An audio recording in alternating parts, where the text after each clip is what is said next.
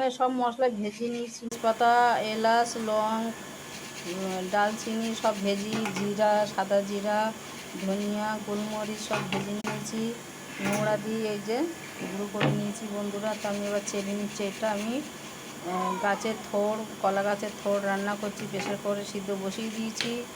ওই থোড় ভাজা হয়ে গেলে একটু ছিটিয়ে দেবো, আর বাদ বাকি যা মশলা থাকবে এটাকে ভেজি আবার গুঁড়ো করি আমি আমের আচারেতে দিয়ে দেবো।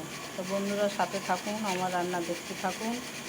আর ভালো লাগলে লাইক শেয়ার করবেন, অবশ্যই সাবস্ক্রাইব করে দেবেন, সবার কাছে ভিডিওটা শেয়ার করে দেবেন, একটা ভালো করে কমেন্টে লিখে দেবেন। বন্ধুরা সাথে থাকুন। থোড় আমি এতে প্রেসার কুকারে সিদ্ধ দিয়েছি।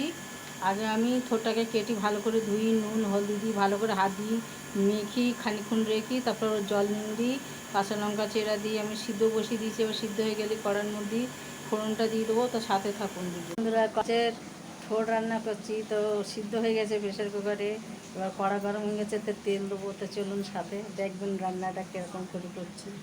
বন্ধুরা কড়া গরম হয়ে গেছে, এই জায়গায় তো তেল দিয়ে দেবো কড়ার মধ্যে। একটু ভাজা করবো, তো একটু বেশি মাত্রায় তেল দিয়ে দিলাম।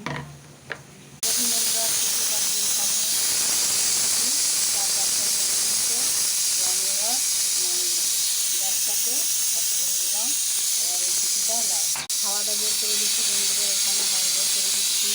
এখানে বন্ধুরা কলা গাছের থোড় এই যে এখনও দুটো বেঁচেছে, হাওয়া বেরিয়ে গেছে বন্ধুরা। এবার প্রেসার কুকারটা আমি খুলবো, খুলি আর করবো।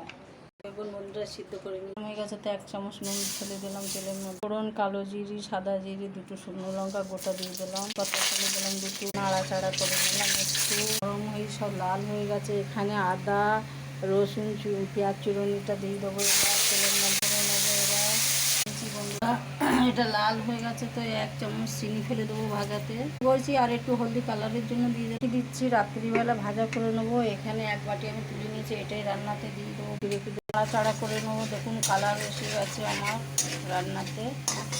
এবার আমি ঢেলে দিচ্ছি 1 বাটি আমি দিলাম বন্ধুরা, নাড়াচাড়া করে নেবো। এবার আমি ভেজে নেবো এর মধ্যে। আপনারা সাথে থাকুন।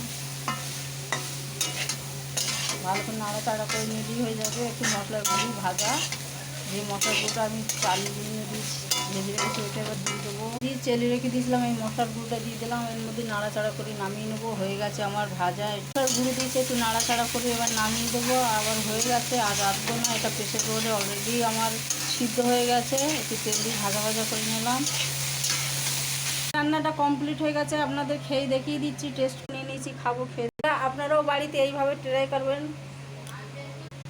হেভি হয়েছে বন্ধুরা, আপনারাও